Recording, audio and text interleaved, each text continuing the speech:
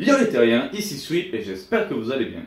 Aujourd'hui, une toute nouvelle vidéo sur les origines d'un héros, mais à la place j'ai plutôt envie de vous parler d'une personne banale. Un petit mec sympa qu'on croise dans l'univers Marvel qui s'appelle Arthur Douglas.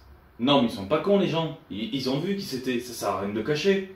Oui, oui, je leur ai dit, on va parler d'Arthur Douglas, tout simplement. Ouais, on va parler de ce petit personnage. Non mais il a raison, et ils sont pas cons les gens, ils ont vu la miniature, le titre.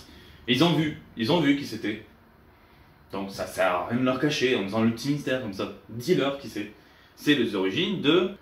Ok, bon, c'est les origines de Drax. Allez, générique.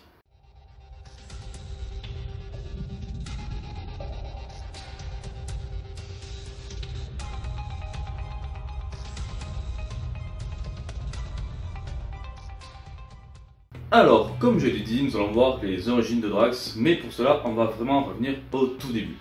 Et pour le coup, ça va peut-être en choquer certains, mais Drax en fait est un humain. Et tout commence donc sur la route, à l'intérieur de la voiture d'Arthur Douglas, tranquille, avec sa petite moustache, son petit pupule, et la pipe au bec, directement en train de conduire pour rentrer chez lui.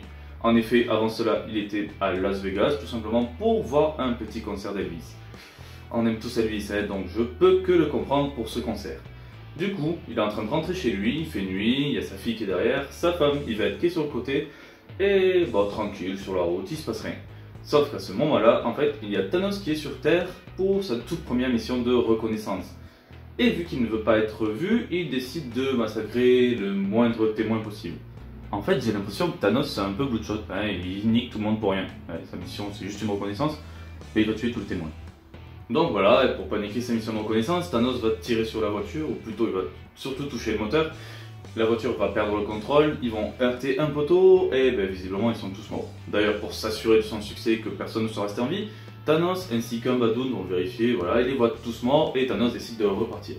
Sauf qu'en fait, déjà, il y a une seule personne qui reste en vie, c'est donc la fille de Arthur et de Yvette, il s'agit de Heather, qu'on connaîtra plus tard comme étant Heather Douglas, mais je parlerai sans doute de ses origines un peu plus tard, ou de comment il est devenu Dragon Lui, pour vous donner et pour teaser un peu une future vidéo. En tout cas, à côté, vu que Arthur et Yvette sont morts, nous avons leur esprit qui commence à s'élever, partir dans l'espace pour rejoindre ce qui devrait sans doute être un paradis, tout simplement. Mais il y a deux personnes qui semblent être contre cela. Et tout simplement, en fait, Mentor veut arrêter son fils Thanos parce que, Thanos, tout simplement. Thanos, il fait plein de conneries, il détruit tout, il est super méchant. Et Mentor, du coup, a en fait envie de trouver un champion afin d'affronter, mais surtout d'arrêter son fils. Mentor sera alors aidé par son père Chronos, une entité qui est normalement affiliée au temps. En effet, alors que l'âme d'Arthur est avec sa femme en train de divaguer dans l'espace pour rejoindre le paradis, Chronos va se saisir de l'âme d'Arthur et la placer tout simplement dans de la terre. Ou plus précisément, en fait, il va créer une sorte de statue de corps d'argile et y placer l'âme d'Arthur dedans, et ainsi sera né Drax. Et pourquoi Drax veut autant tuer Thanos?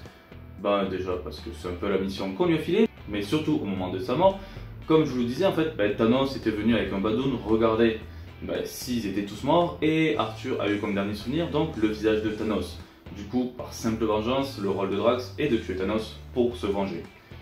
Pour toute sa famille, parce qu'au départ, il n'est même pas au courant d'ailleurs que sa fille est en vie.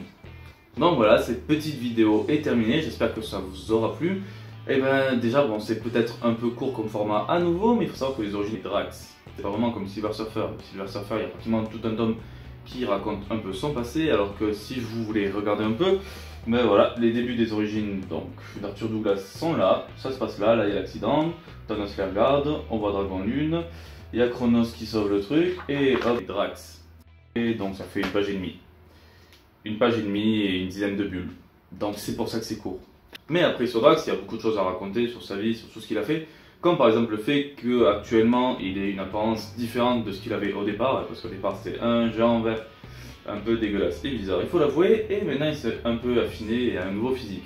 En fait, ce nouveau physique, il faut savoir que c'est un nouvel aspect qu'il a eu. Comment expliquer ça en fait? C'est un corps qui est sorti de son ancien corps, un peu comme si son ancien corps était en cocon et que le nouveau Drax en est sorti. Mais voilà en tout cas pour cet épisode, j'espère que ça vous aura plu. Vous pouvez toujours me laisser un pouce bleu d'un côté et un pouce rouge de l'autre, si vous avez aimé ou ne pas aimé, tout simplement. Vous pouvez toujours me suivre sur les réseaux sociaux, avec d'un côté Facebook et de l'autre côté Twitter. D'ailleurs, n'hésitez pas à partager cette vidéo et vous abonner à la chaîne. Sur ce, ciao tout le monde et à la prochaine.